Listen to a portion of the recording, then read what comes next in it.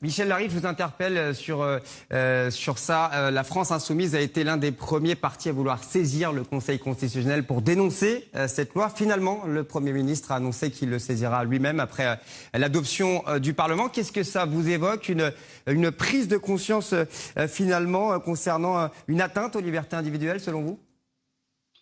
Eh oui, monsieur, vous venez de le dire, même la CNIL l'a dit, et le Premier ministre, à juste raison, a dit qu'il saisirait le Conseil constitutionnel. Et vous avez raison, avec le groupe PS et GDR, la France insoumise va saisir le Conseil constitutionnel parce qu'effectivement, il y a de graves atteintes à nos libertés individuelles dans ce texte de loi. Comprenez bien. Comprenez bien que nous ne sommes pas contre la vaccination. Je suis moi-même vacciné et que quasiment tout l'ensemble du groupe parlementaire La France Insoumise est vacciné ou en cours de vaccination. Non, ce qui se passe ici, c'est que vous avez par exemple deux déclarations très fortes de stigmatisation qui sont celles de notre président de la République qui dit partout où nous aurons la même démarche, reconnaître le civisme et faire porter la restriction sur les non-vaccinés plutôt que sur tous. Ça, c'est discriminatoire. Et derrière, nous avons Elisabeth Borne qui nous dit on a introduit une procédure de suspension du contrat de travail sans rémunération pour les salariés sans passe sanitaire valide.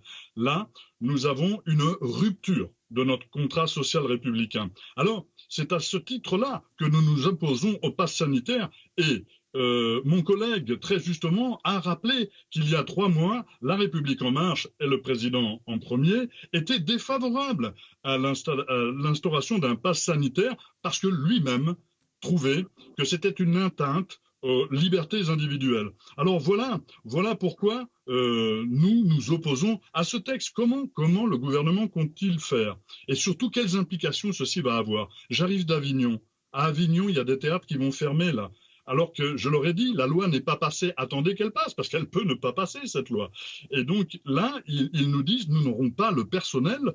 Le Syndéac, notamment, nous dit, un syndicat culturel qui nous dit nous n'aurons pas le personnel pour pouvoir faire les vérifications. Qui va faire les vérifications? En Ariège, j'ai une restauratrice qui me dit mais comment je vais faire? Moi, je vais imposer la vaccination à mes salariés.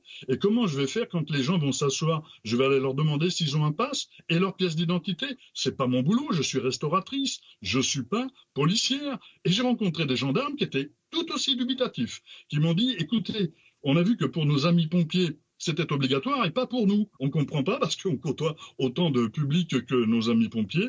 Et donc voilà, donc c'est une loi qui a été décidée unilatéralement par le président de la République, qui n'est pas préparée et qui, à chaque fois, va avoir un impact sur les gens et sur leur travail considérable. Parce que, ne vous inquiétez pas, il n'y aura pas de passe sanitaire pour rentrer dans le métro, pour aller travailler, pour faire tourner la machine économique. Pour que les premiers de cordée soient au boulot, là, il n'y a pas de passe sanitaire. C'est après. Et donc là, nous avons, un énorme problème. Et M. Cédric O, ministre, là, dans l'hémicycle, vient de dire qu'effectivement, cette loi n'empêchera peut-être pas des reconfinements ou d'autres couvre-feux à venir. Alors, vous voyez, par contre, ce qui se passe, c'est que ça crée un précédent, ça crée une césure démocratique et qui, à mon humble avis, n'est pas dans le principe de ce que moi je pense de notre République, qui est une République sociale. Rémi Rébérand, on va